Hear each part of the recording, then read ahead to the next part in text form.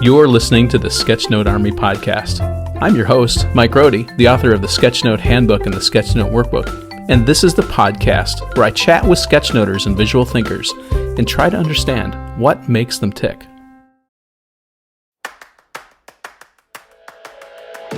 Hey, are you looking for the ideal sketchbook for your sketchnoting practice? The Sketchnote Idea Book is the sketchbook designed for sketchnoters. Equipped with no bleed, no show-through paper, you can take almost any marker or pen you can throw at it. Get 10% off with code ARMY at airship.store.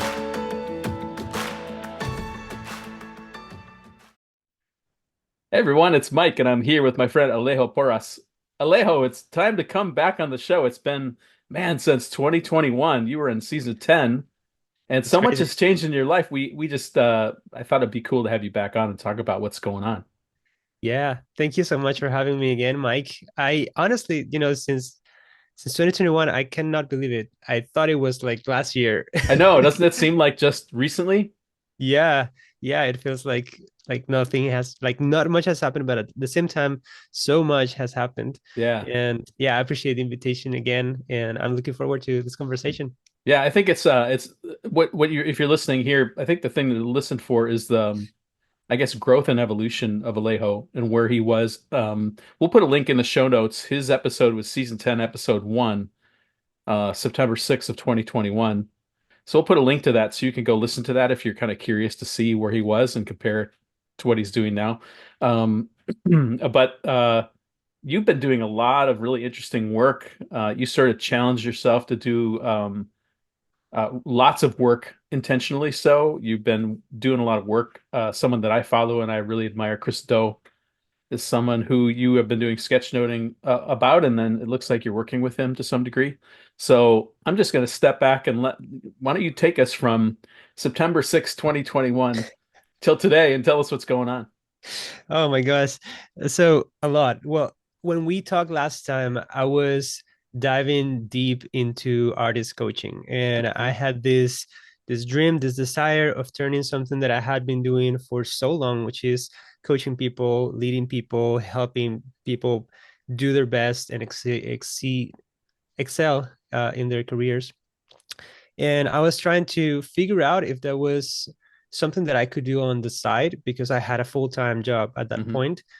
And I just wanted to try that out. And I had some coaching experiences. I took some coaches, and then I realized that my expertise didn't lay there. And it was kind of hard for me to position myself as a coach when I was so widely known as an artist. So at some point I was like, I'm not giving it my all. I don't think this is moving forward. I'm helping people, but I don't feel like I even have the capacity because of my full-time job and my family to take on extra after work to get coaching with people. So I stopped that for a little bit. And then 2022 was a time in which I was struggling to find a balance and to find a harmony with my rhythms of life.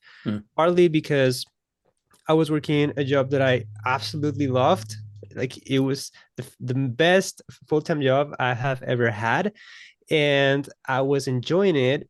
The problem was that I had to work a full-time job, and then I had to commute certain days, and it was an hour commute going to the office, an hour coming back. And then I came back home absolutely drained. I gave it all and I was so exhausted. And my son, who at the time was like 3.5, 4, maybe, 4, he wanted to play with me. And I remember, like, sometimes he was like, Papa, play with me. And I was there in the couch, like, yeah, I want to. And like, my eyes were starting to close and I felt like I was gonna start falling asleep. And I was like, no, this cannot happen. Like, I want to be a good dad. I want to be a present dad. And I still have my moments in which I'm probably working too much. But now that I'm like freelancing or like in my own business, it fluctuates. There's some days that I can just spend with him. But at that point, it was like every day I felt this tension of I'm not being a completely present dad. And that's not what I want. That's not what I wanted for my life. Part of that is my background with my relationship with my dad, because Mm, my parents divorced and then my dad was not physically present, in my own home. And also we didn't hang out that much. And I missed him for most of my teenage years mm, and younger years. And I learned from him, even though he did the best that he could, you know, um, that we didn't have a close relationship. And I remember when I was 16 or 15 that I committed myself and I thought, I want to be a great dad when I am a dad. So since that moment, I started kind of preparing myself and trying to do my best to become a good dad. And 22, I was struggling with that tension. And in December of 2022, I had a meeting with my then bosses, and they actually offered me a raise and a promotion.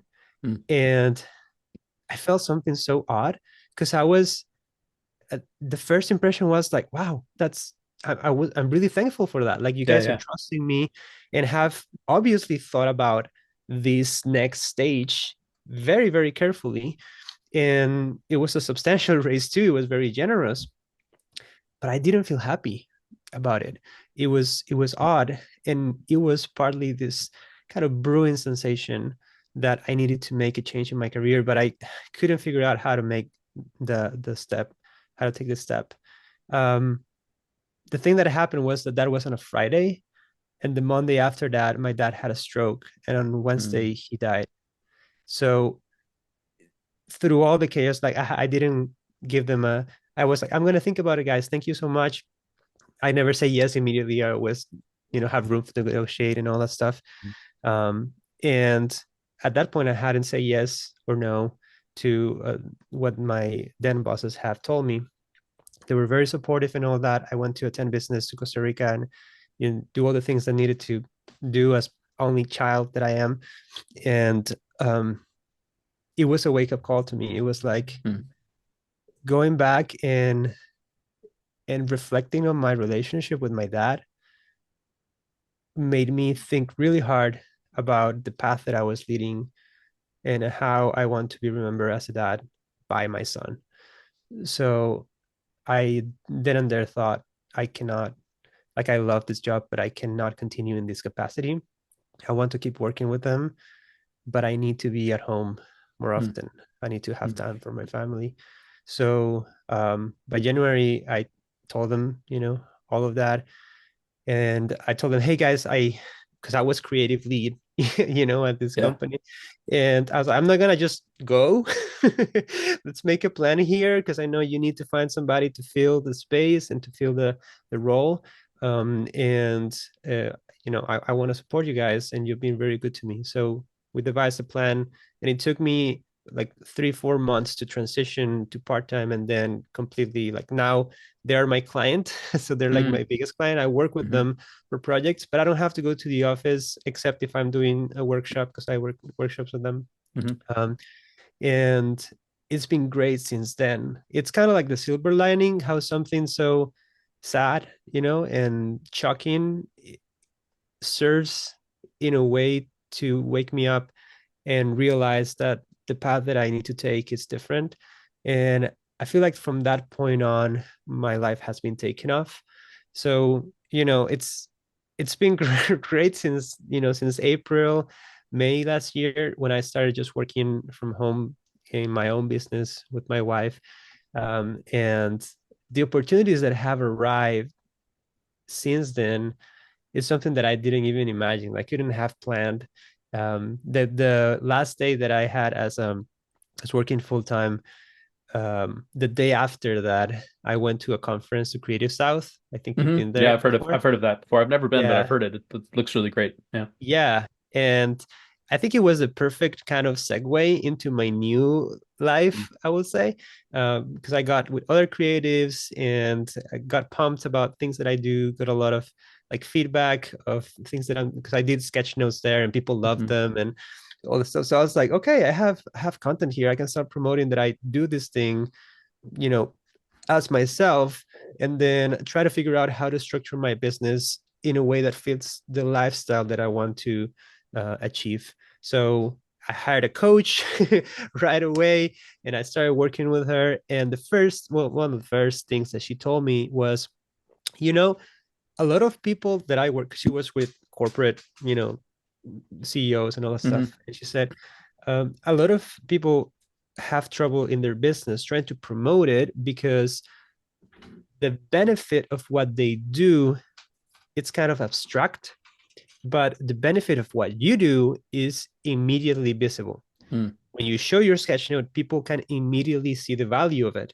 Yeah. So you have an advantage here. All you need to do to get clients is to show your work, and show it consistently. And she told me maybe one thing that you can do is just to join, people that you admire, and in webinars that they're having and conversations that they're having, and do sketch notes and just send them to them, and see what happens, see what Mm. feedback you get there. You get goodwill from that, and also it's an opportunity maybe to get noticed if they decide to reshare that stuff. So I was like, yeah, that's a good idea, and I have a lot of people that I admire, and I would love to just from their content just do sketch notes and share it with them. And it was so funny because the first one that I did was a workshop. No, it wasn't a workshop. It was like yeah, it was a workshop, I guess. Uh, that was kind of promoting a course, and I had forgotten about it, and I was about to take a break for lunch, and I saw it on my calendar. It was like it starts in 10 minutes. I was like, should I join? I don't know. How hungry am I? Well, yeah. I was like, you know what? Let's do it. And but that point, I was just joining workshops in general. I wasn't necessarily taking sketch notes. Yeah, yeah. But when he started, he said, I apologize for the presentation. I haven't used PowerPoint since I was in college, but the content is there and the content was great. And I thought, maybe I can just do a sketch note, put some graphics to what he's saying and then send it to him, kind of like, hey, you know, your webinar was awesome. The content was fantastic. Here's something, if it interested you, you can repurpose it for your next, Hmm. webinar or whatever. Because I've followed his work and his content for a while. Mm. So I did that. And the thing is, he hadn't finished because he finished a workshop and then he had Q&A, and during the Q&A like polished, and before all the thing was finished I posted it. And when he finished the workshop and hopped on Instagram and saw it, he was like, whoa, this is cool. What the heck? Exactly. He reshared it. And I think that kind of snowballed from there Mm. because I committed myself to do one sketch note every week. So I Yeah. either join a webinar, join a workshop, or, if I don't have any of their note events happening, I just listen to a podcast and then do that. And that has taught me, I'm making this story super long, but that Oh, that's has okay. taught me the thing for us visual artists in general, especially your crowd who does sketch notes and Hmm. graphic recording and all that stuff. Show your work, and show up in spaces with the kind of people that you would love to be working with. I initially just did it from thought leaders and people that I follow, that I admire, and that I'm grateful for their content, and kind of Hmm. like, hey, I'm grateful. Just this is as a thank you, for you. And it also served me for practice because I Hmm. discovered certain things about my style, how I wanted to show my work in a way that was different from the kind of work that I was doing before for other people. And it gave me more confidence, and it definitely helped me, open some doors. Chris though was one of those doors that was open just because I showed up, and I'm super grateful. I Mm. I say to people that I have learned so much from Chris though because I follow him since 2000, I think 17 Mm. or 16, and I have learned so much that I feel like by doing this thing, I'm kind of like paying him back. Yeah, that's I interesting. I kind of like owe him a lot of money for all the business advice Yeah. that I've gotten from him. So I'm just trying to pay it back, pay it forward. And yeah, it's been phenomenal. And right now, that's what I'm doing. I'm calling it visual summaries because Mm. there's a lot of it that is not live. It's just people send Oh, me yeah, yeah. content for their blogs Recorded and stuff. stuff. Yeah. Yeah, or recorder stuff. Yeah. So I'm doing that, and yeah, and growing my business, and it's been great. It's been great so far. So long story long. There you go. Well, that's what a podcast is for, right? You can tell the long stories and not Yeah. feel. constrained or compressed. Well, that's really cool. That's quite a shift. I find it interesting that you were right at this precipice. And I can imagine if they were making you an offer to be elevated in the company, it wasn't going to be less time at the office or Mm, less responsibility or less of your mind. It would be more.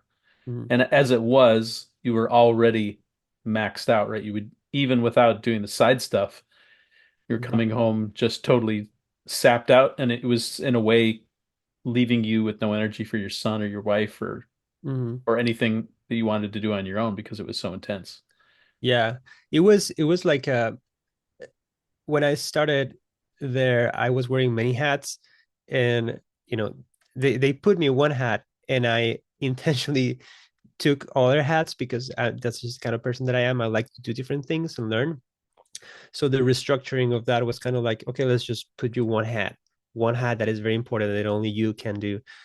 So definitely it was more responsibility. Hmm. It wouldn't had required more time Okay. in work, but it was definitely more responsibility and more like a managerial sort Hmm. of, aspect of things. So yeah, it was probably like taking a step up into the corporate ladder. And even Hmm. though I didn't have to wear a tie, I would have kind of felt that way. And Yeah. it's fine because in now that I'm freelancing, well, not freelancing, like I own my own business, I have to know all those things as well. So I'm Right. doing that. But I'm also very involved in the fulfillment part of like actually doing the drawings and being part of that. So I think it's a good balance by now. I Hmm. After my other coach, I got enrolled in another cohort that I am right now. Well, at this point of this interview, I'm still going through it. And it's been great because I'm just learning from other experts and people who are in the creative industry who have way more experience than me, are making way more money than I am. And that's where I like to be. Like, I like to feel like I'm the small fish that has room to grow. Hmm. And these spaces where I feel inadequate because I don't have that much knowledge make me feel like there's definitely a way in which I can create this business that helps the lifestyle that I want to achieve. Because I don't dream with becoming a huge company that has a lot of employees and that is busy all the time. I dream with having to work just the amount of time that I want to work and making all the money that I can, Hmm. from that time, because I want the work to support my lifestyle. I don't want my lifestyle to kind of be the second thought Hmm. to make my business grow, if that makes sense. Hmm. So yeah, it's been fun. Hmm. Interesting.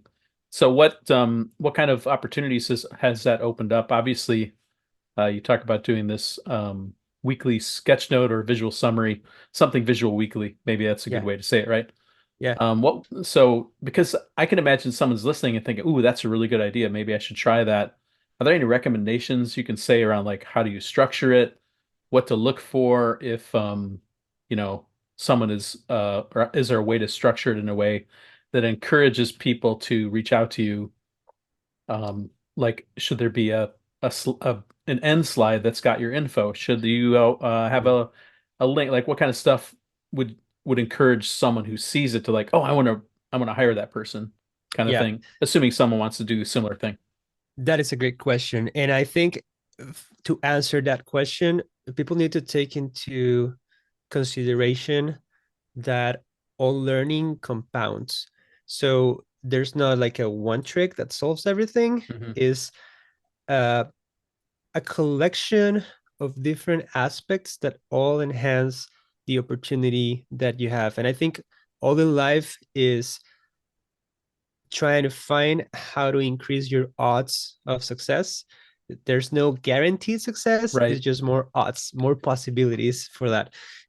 So that when opportunities show up, you have fertile ground.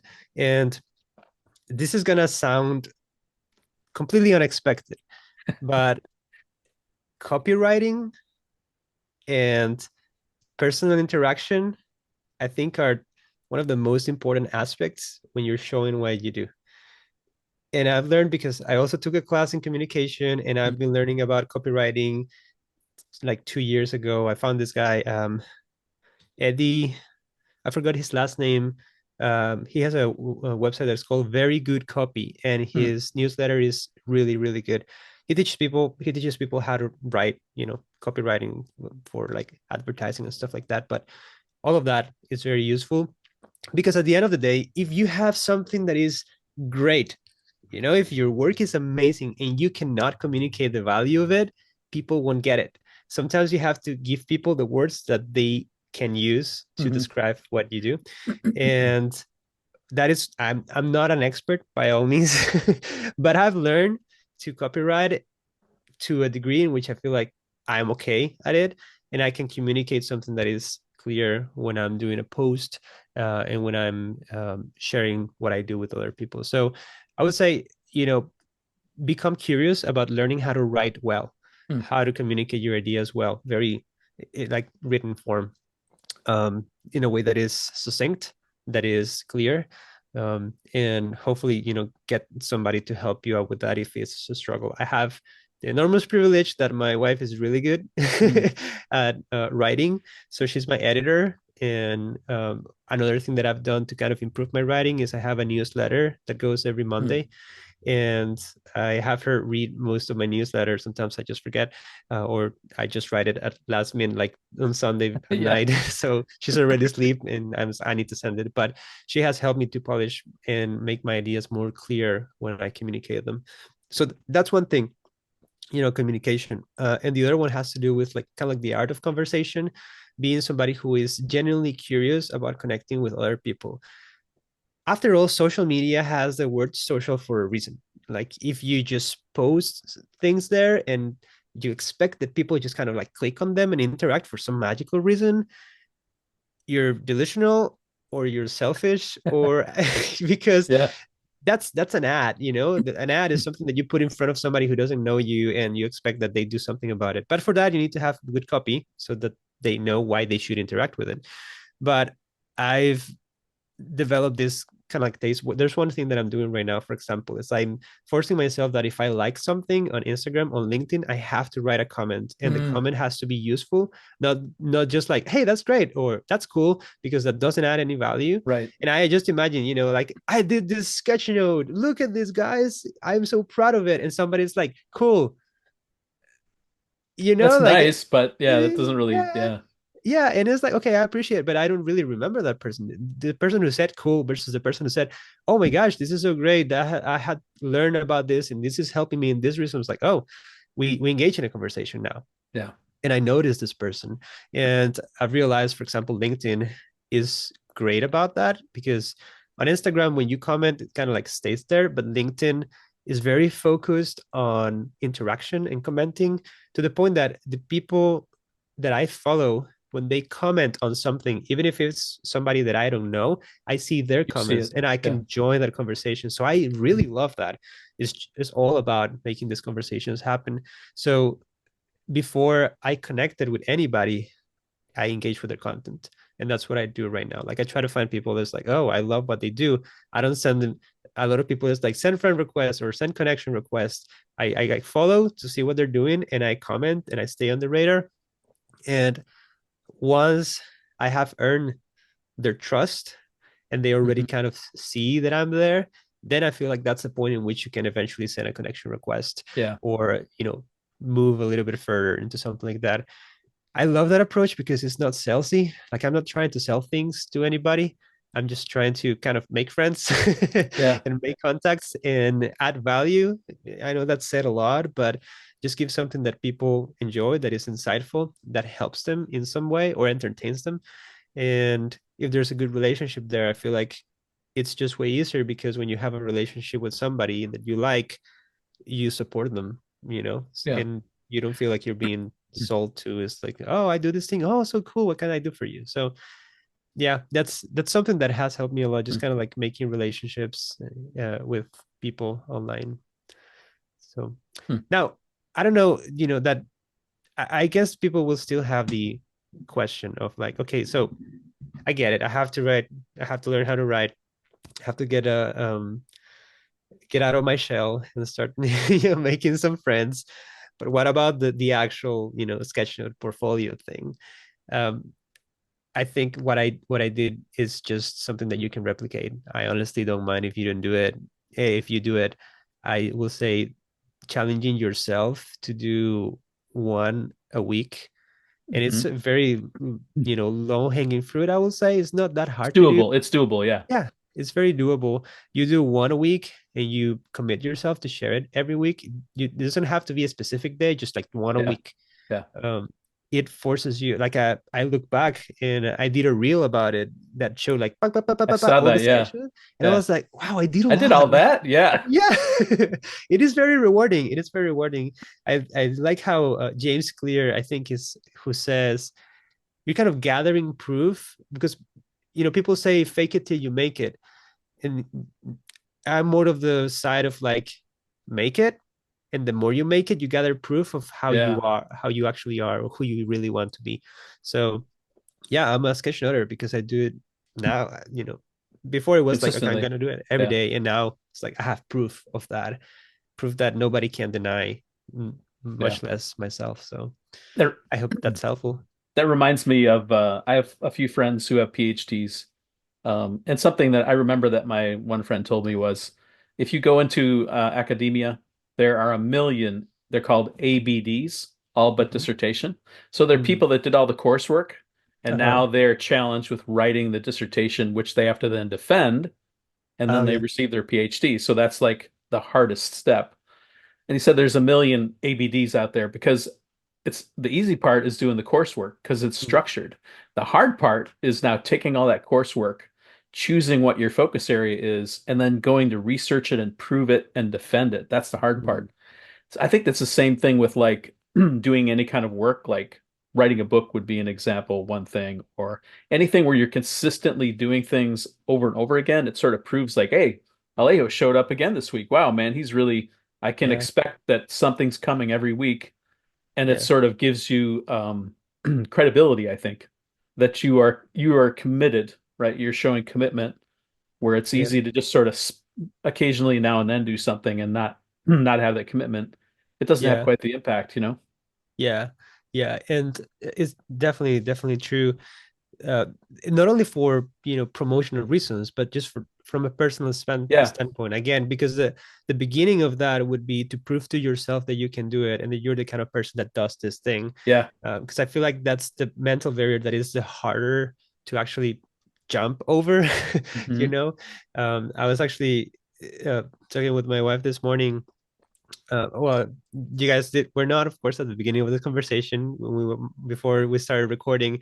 I was telling Mike that I did a cold plunge this morning, and it was an interesting experience. But what I didn't tell him was something that it just struck me when I was doing it, and after I finished doing that, was that um, I have a motto for this year, and my motto is I can do hard things. Mm. So I've been doing personal training, working out, trying to get in better shape.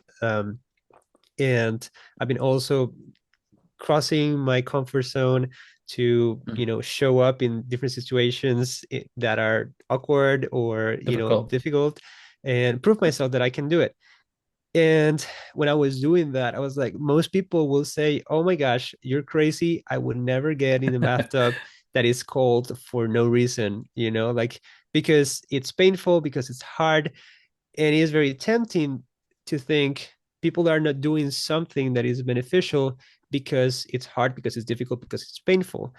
But actually, most people, the barrier that they have is not the pain, it's not the hardship, it's actually comfort. Yeah. Comfort is the first barrier that you have, that you need to cross to achieve the life that you want to live, to achieve the success that you want to achieve, to get the clients that you want to have. Because we're very comfortable in our comfort zone, right? Hmm. We're very comfortable with being who we are at this moment. And that challenge, it's not a challenge itself, it's just losing that comfort, what scares most of us. Hmm. So I'm starting to kind of trying to ignore comfort. It's not that I'm becoming masochistic by any means. I still like comfy shoes and stuff like that, but in certain things, I feel like as a culture, we probably worship too much comfort and Yeah. convenience, and that has taken a toll in the amount of reach and growth that we can potentially have as human beings, not just physically, but also mentally and in business as well. So, and as artists, of course, so don't get comfortable would be just summarizing all that. Don't get too Hmm. comfortable. Comf- Comfort is not a great thing if you want to grow. Maybe comfort and moderation, right? Just Yeah, like yeah, anything else. yeah, yeah. It's funny you mentioned doing hard things. There's actually a book that I can see it over in my library area called Do Hard Things by Steve Magnus. It's actually a book that was written, I think, last year. Um, Uh-huh. Really fascinating. He's a performance coach for like Olympic athletes and things like that. And he talks about how important it is to do difficult things. Kind of what you're Yeah, saying, like that sort of develops this.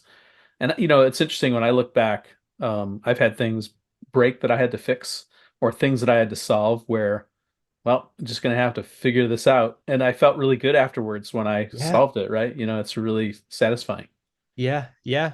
I feel like we're created for that. Like the way Hmm. that we are wired is to solve things and feel fulfilled. So it's very hard to say, but we find fulfillment and purpose when we are doing something that is improving, something else, that we're solving a problem. It's just Hmm. very rewarding. I feel like at the core, we all need to experience that we are capable. Yeah. Part of that is like, doing for myself the physical training. It's like I want to know that I can run. I don't want to feel like my body is getting in the way of Mm. what I'm able to accomplish. And I told this, I don't remember who I told this, but I used to sing a lot. I actually went through like 10 years of training Mm. for singing, and it was fantastic. I loved it. I still like to sing.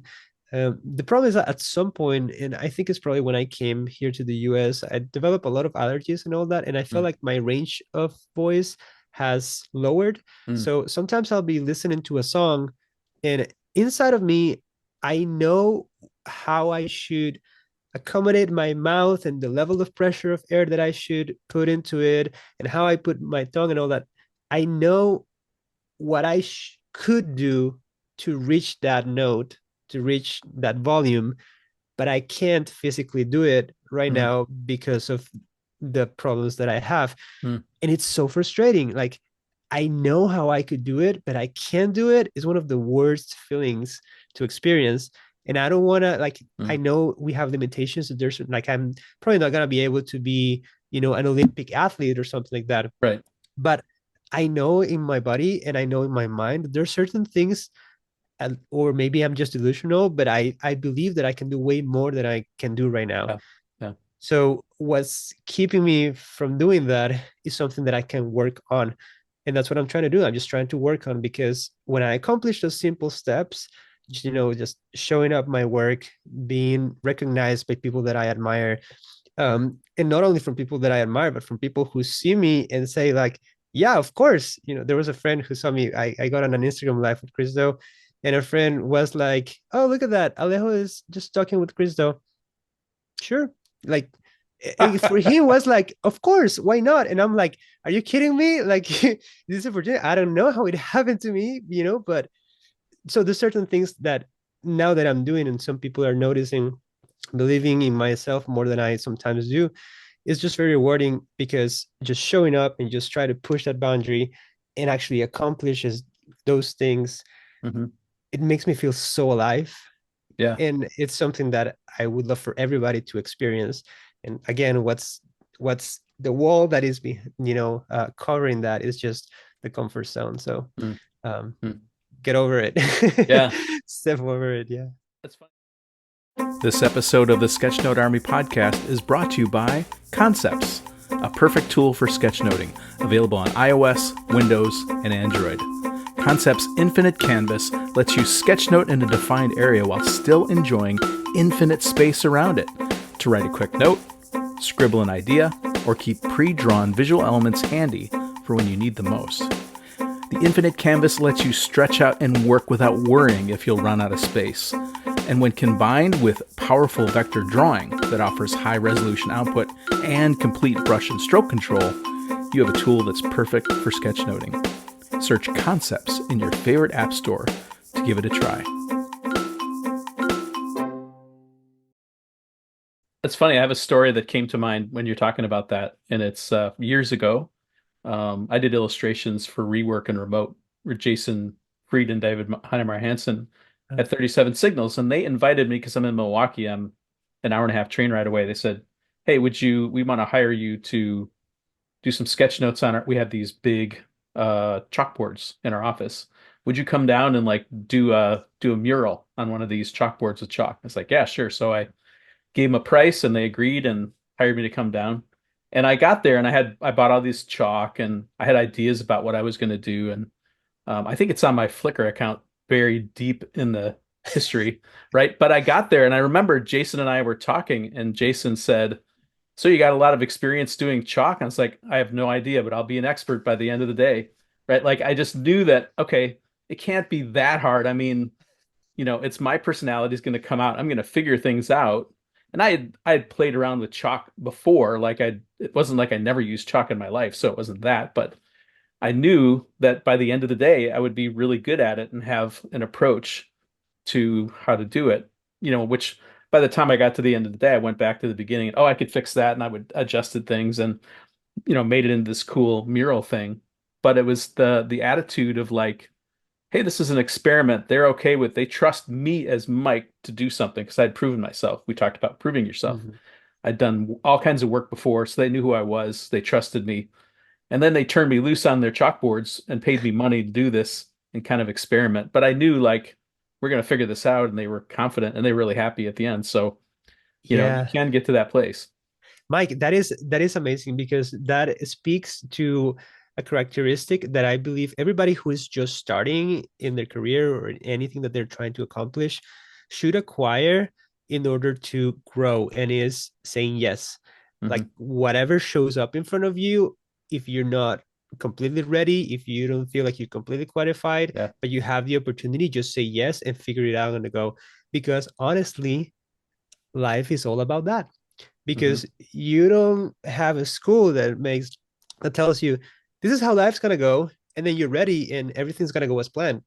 Like life is awesome at throwing curveballs, happens all the time, and what we need to do is to develop the skill to adapt to those circumstances. So everything in life is adaptation, and when you treat your career as I don't I'm not ready, I'm gonna get ready for this, Hmm. or I don't feel unqualified, I'm gonna learn to get better at that. Then you learn a skill, Hmm. and hopefully you even get paid to learn that skill, which is Right. amazing. Right. You're not paying institution, you're not paying a workshop, they're paying you to learn. Now, of course, if there's something that is like super high stakes, sometimes you gotta be careful with that. Yeah. But I think Yeah. that most of the time we actually like the stakes are not We as elevate them high. more than maybe they really are. Yeah. Exactly, Yeah. exactly. So it's definitely a great, and I've approached my life in that way all the time. It's just because I'm kind of crazy about challenges. I'm this like challenge accepted. Let's try it out. Yeah.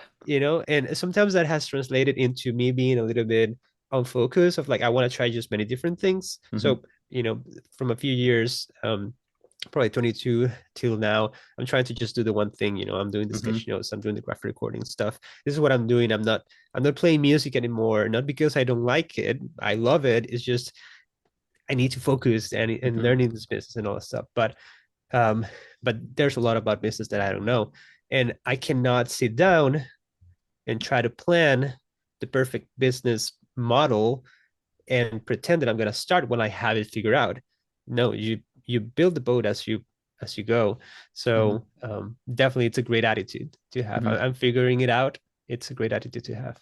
there's a challenge. If you're listening, here's the challenge. Have you ever taken a job where when we did the interview and you got there to the first day and you thought, "Oh man, this is way beyond my capability." And then like 6 months later, like, "What was I thinking? This I could definitely do this." I'm already looking at new ways to do things. I've experienced that many times on jobs where, I would sort of not totally kind of believe I could do it. And like my wife would like, "Dude, you got this," like, or friends or other people I worked with would know that I would be able to do it. So everybody's kind of experienced that where, it's just a normal human fear like of Yeah. failure, right? But you just have to go forward. I think, I look at like if it's too easy, maybe that's actually a warning sign that maybe that's not as important as finding something that's just a little bit scary, just a little bit Yeah. scary, right? That why I haven't kind of totally done that before. How would that go? Like putting yourself into that into a corner, right? I like to say, put yourself in the pickle. Well, how am I going to get myself out of this pickle I found myself in, Uh, right? So it yeah. forces you to be adaptable and to think of like, well, what are the resources I have on hand? What are good things about the situation that I can leverage and Yeah. sort of turn that in a positive direction because there always seems to be when you really look at it. That's true. Mike, I know that you are interviewing me, but I'm very, very curious to make this question. Go for it. Uh, what is I imagine you probably have had a lot of situations like this. So maybe just the first one that comes to your head, besides the chalkboard that you just explained, a very uncomfortable situation Mm. that you have said yes to, or something that was like probably the highest one that you feel like this was very challenging and you just kind of went for it and prayed that it would Uh, work out. well, there's two instances. I think one that was more difficult was um, I was talking with the New York City School District, and there was somebody, a principal of a school, wanted to have me come in and teach his staff. But apparently there was lots of paperwork and it was complicated, and he wasn't totally sure how to make it happen. But then he was talking with somebody who was higher up that said, well, we kind of need a keynote speaker for the last talk of the year to come fly in and talk to like 600 teachers in Brooklyn at this high school. So I said, hey, would you be open to doing that? Like, if we do that, you'll be in the system, and then we can, after that, then you can come and do my thing. Like, yeah, sure, let's go for it. And so I was a little bit scared. I mean, I'm in New York City. There's, you know, tough New York City teachers, right? And Yeah. there's 600 of them out in this audience. Like, holy cow, this maybe is the biggest crowd that I've ever spoken to. But I just, I went back to what I know that like that there's something in here for somebody. Now that might not be for everybody. There's going to be people that will tune me out. That's just the way it is. But there's some people out here who are really going to benefit. And the way we had structured it too was I sort of did the presentation about the story of Sketchnotes and did some really basic drawing stuff with them. And then we had sessions afterwards where we had like intense workshops where they actually did work building their sketchnoting skills. So I was like, oh man, I'm going to give this talk and there's 800 teachers here. No one's going to come to my thing. Or, like there's all these thoughts going through my head. Like, there's a lot of people. I'm going to invite them to these. I think we had two classes, one before and one after lunch. Like no one's going to come. And it was like people were saying how much they enjoyed it. The room was packed. They ran out of room, and it really reinforced then that the principal had made a really good choice. And then the next year, which was, I think that was the last travel I did before the pandemic in 20 early 2020. So I went out and spent the day with his group, but that was, you think about that, like if I had said no, just think of the opportunities that it would have closed off for me. And Yeah. also the confidence building, like, hey, I can speak in front of 900, tough New York City teachers. Yeah. And they kind of liked it and they packed up my classes. Like it was really encouraging. So it went from really like potentially scary to really encouraging by the end. Yeah. That's phenomenal. That's great. I love those stories because they definitely bring the point down, like bring the point up, or I don't know, bring the point to highlight it, that definitely things can turn way better than we expect if we just dare to try.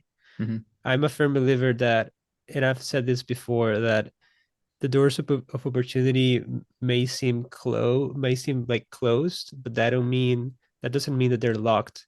I'm gonna Mm. say that again because I butcher it. The doors of opportunity may seem closed, but that doesn't mean that they're locked. And you can either knock on the door if you're able, or like be friends with people in the neighborhood that can introduce you to it. Hmm. But I realize many doors are just waiting to be knocked, and we're just hesitant about it. Hmm. And the first time we were in this podcast, I reached out to you. I was like, I haven't done any podcast before, and I was like, what if I just reach out to the founder of Sketchnotes and tell him, hey, how about we do an interview? Would he ignore me? Would he be too busy for me? I don't know. I'm just gonna try. And you were like, yeah, sure, let's do it. I was like, oh, he's actually excited about it. And so after that, I was like, okay, I'm just gonna start asking people for Hmm. things, and let's see what they think. Like, I'm not intruding, I'm just asking. And Hmm. turns out when you ask, people answer, and the answer is better than the silence that you get from not trying. Yeah. Even Uh, sometimes you get a no, but no, that doesn't fit for this. But hey, could you do this yeah, thing over here or this thing next week? Or, like, so yeah, sometimes, the thing that's a no can turn into a something else, or yeah. sometimes. Yeah, I and that's something that I've learned from sales, because that's one thing that I'm learning a lot right now. Like, 'cause what I've learned in the past few weeks is the purpose of a sales conversation is to reach to a no or a yes. If you get a no or a yes, the conversation was worth it and was Mm, successful. If you get a maybe or an I don't know, that was unsuccessful. You need to mm, figure out and help the client or the prospect arrive to a decision that is either no or clear. yes. Hmm. And for me, it's the same. Like, I prefer when I ask anything to get a yes or a no, because the no gives me information that I need to learn. The yes gives me the opportunity, but the silence or the maybe, it's awful. Yeah. Like, you don't know how to deal with that. So yeah, I figure like at the end of the day, it's better to ask than to just stay wondering what would Hmm. have happened if I had tried. Now those who ask get many Yep. times, right? Yep. Yeah. That's Huh. absolutely true. Well, in true nature, so this is a very different episode of the podcast than we normally do, which I love, right? We kind of Yeah. just had a good discussion and just talking about these ideas, and I think they're helpful for anybody listening who's individual thinking. It's a human problem, a human challenge, right? Yeah. But let me ask you for three tips, and I want you to think of it this way: is Alejo just went on a journey from 2021, I think, to now, and there's some new tips that he's learned since the last time he was here. If you were to give three tips to people listening based on what you've learned to this point, what would those three tips be for them? The first one would be, okay, I'm gonna say the first one on second place. The first Okay. one would actually be to show up. Mm, I firmly believe that success is not what you achieve once you do something. Success is showing up. It's believing in yourself that you are enough to take space in the world and show what you do. I think that's the first thing. Just show up consistently, be present, care about what you do. The second one with that, I think it's kind of like a requisite, and that's why I'm kind mm, of merging it, kind of weird, but be kind to yourself. mm, Um, and I say this, maybe if you're listening and you're a little bit like me, just a little bit like me, you struggle with some insecurities, not because you feel like you're not capable, but because you're afraid of how people might perceive you.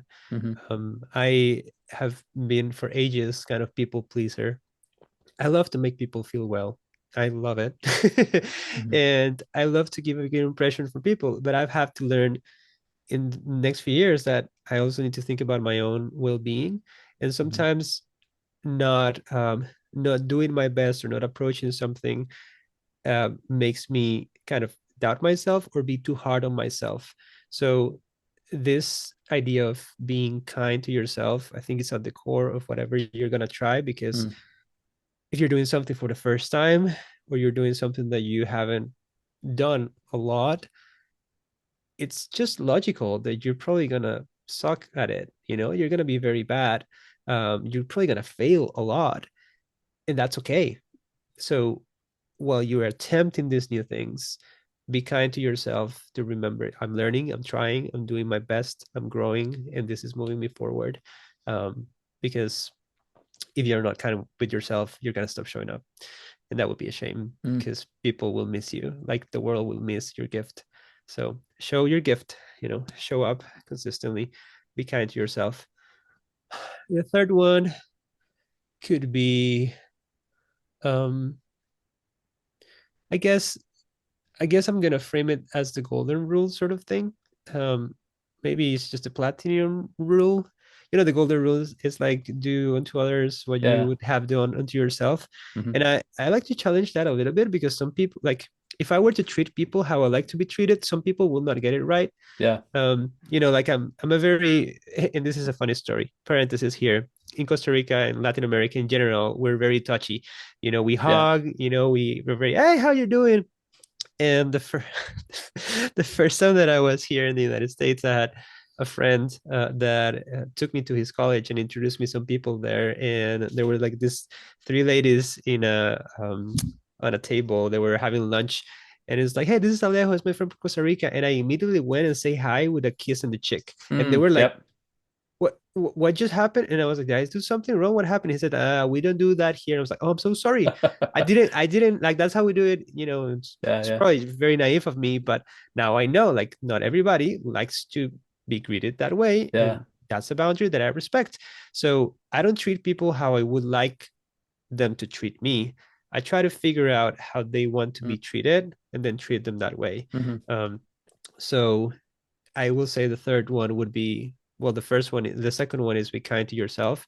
And the third one would be curious about other people so that you can learn how to treat them better, so that you can learn how to make them feel appreciated, loved.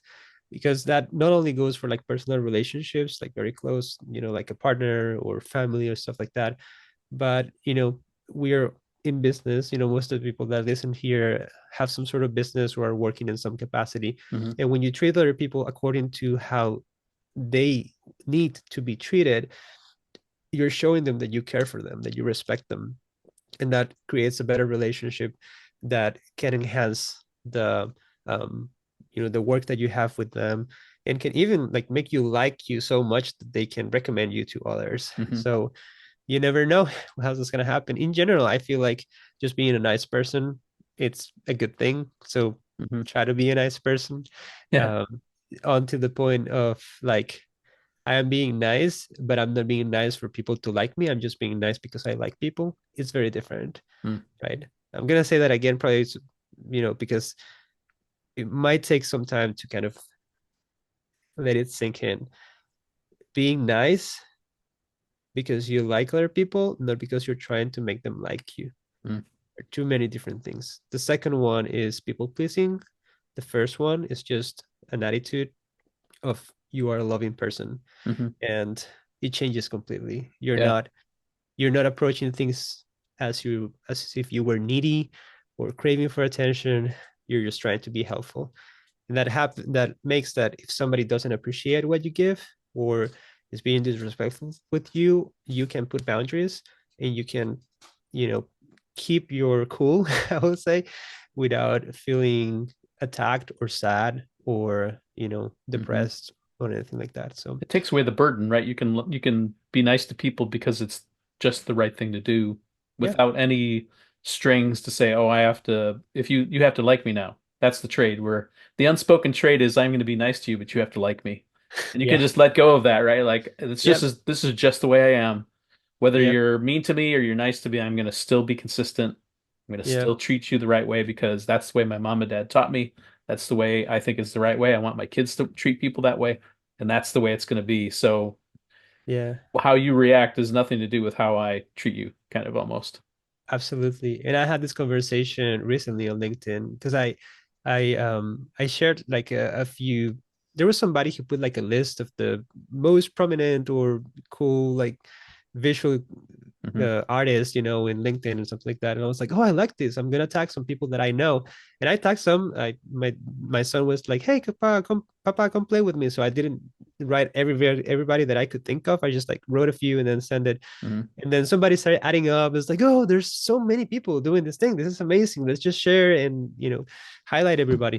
And then somebody wrote me personally, and this person was a little bit conflicted. It was like, I didn't add anybody there because I don't know. I had this, and this person just became like very honest with me. It's like Mm. there's a lot of great people doing these things, but I feel like some people, some of them, they just don't reciprocate. Mm. Some of them are just doing their own thing, or I feel like they're playing ignore me, or something like that. And I was telling this person, it's their problem. It's if they, and maybe they're just too busy, or maybe they just don't like social media, and it's Yeah. not. anything personal. So I'd Hmm. rather give them the benefit of the doubt Right. and be like, well, I'm doing this because of who I am, because I want to help my audience by showing them people that I admire, even if some of these people might never return any favors to me. I don't Right. care. It's me, the one who's being generous, and that's all I care about. So, if somebody's being straight up bully with you, then of course don't That's a promote different them. story. Yeah. Yeah. But besides that, I think from your heart of generosity, nothing bad can come. Yeah. I think it's just a good way to operate in the world. It Yeah, just, I've just seen it open too many good opportunities. Even just being nice to the person I picked up a prescription the other day and I yeah, was chatting with the lady and she said, drive safely. Like, just there's opportunities everywhere. yeah, A lot of times we are so in our head or we're so afraid to mess up. We don't yeah, say anything and there's opportunities to be nice and maybe you made somebody's day. I don't know. I mean, so yeah. great tips. These are great tips. Thank you so much. Sure thing. I'm glad to be helpful. Yeah. So what's and I'm looking at the old episode and we have links to your website and Twitter and Instagram. What's the best place to reach you and are there places you hang out the most? Sounds like LinkedIn probably has moved up the list a little bit for you, Yeah, I suppose. yeah. Now I do have a caveat for LinkedIn, because I've shared some stuff that people have reshared and have gotten to so many eyeballs out there. I have at this moment like 300 requests for connection, Oh wow. and most of them I've never seen them in my life. Yeah. I don't know who they are, and I don't know why they want to reach out to me. So what I say is like, hey, you can follow people everywhere. That sounds very creepy, but you can you can follow people on Instagram, you Yeah. can follow people on LinkedIn if you're interested in their content. If you want to connect, then I think the first step is just to have conversations. So Yeah. like engage, show up in the comments, show up Hmm. that you're interested, and show up as a valuable person. Like, because at the end of the day, we want to spend time with people that add value to our lives. Hmm. Like we can love everybody, but we're gonna spend time with people who add value to our Right. lives. You have to make a So decision. Yeah. exactly. So if you want to connect with me on LinkedIn, make sure that first you engage with my content and you comment and you make yourself known. And when you send a request, send a message that Yes, says, that's key. hey, I've been Give following me you for a while. context. Yeah. Yeah. And the context is not just like, I love your work, let's connect. Because it Give was me like, more. okay, Yeah. if you love my work, you're following, you can keep loving my work. But what are you trying to add to my life? And that is Hmm. not selfish at all, because also I have connections. Are you just trying to access my connections? Like Right. I don't know. So I have that rule, like it's just a policy, I call it. I Hmm. don't accept connection requests unless I know this person and they have given me a clear reason why they want to connect with me, with not just with the idea of getting something from me, but also they Hmm. are trying to be, mutual. Yeah. So yeah, Yeah. that's my thing. But I love to say that Instagram is my neighborhood and Mm. LinkedIn is downtown where I go to work. So I take the business part of LinkedIn very seriously, and Instagram is a little bit more loose in that regard. Yeah. And you can send me messages on LinkedIn and on Instagram, and I will definitely Yeah. answer there. So, but those are That's the two mm, places where I'm at. I'm on okay. Threads too, but not Okay. too often. So Yeah. That's yeah, basically Instagram with text only, I suppose. But yeah, yeah. What's the old phrase? Party in the front, business in the back, or business in the front, party in the back. yeah. So Or like, like those, you have like the restaurant on the first floor and the residents on the second floor. residence second floor or something like that. Yeah. I guess I don't know. I don't know. We're We're we're stretching them. We're stretching we're the stretching metaphor it. now. Yeah. It's about to break, which is an Yep. indication that maybe we should wrap this up. Yep. Yep. Well, hey, Alejo, that's been so great to have you on. Thank you for all you do. I'm so happy that we've connected these many years ago and so proud of the work you're doing. I just want to let you know, thank you for all the great work you're doing to move the Thank you. community forward and to help people and to encourage people and just really super happy with the way you're living your life in the world. So thank you for that. Thank you. Thank you. I see it as a privilege, and I take it seriously. I want to be able to, if even if it's by a small degree, to help somebody's life be better. You Hmm. know, I have a Yeah. lot of people who pour out on me, and made my life better because they just decided to show up. So I'm showing up, and I hope that it really helps other people, Mm, even if it's just a small degree. I feel like that would be a life worth living. mm. That sounds great. Well, thanks. And for anyone who's watching or listening to the show, this is another episode. Until the next episode of Sketchnote Army Podcast, talk to you soon. The Sketchnote Army Podcast was created by me, Mike Rohde, and brought to you by Rohde Design Studios. It's produced and edited by Alec Polianis of Amp Creative Studios. The theme music was created by John Schiedermeyer. To support the creation of this show, I invite you to buy one of my books, the Sketchnote Handbook or the Sketchnote Workbook. You can find the books on Amazon or go to peachpit.com and use the code ROHDE40 for 40% off. Please share this podcast with other visual thinking friends, and be sure to leave a nice rating on iTunes or your favorite podcast listening app so others can find the show.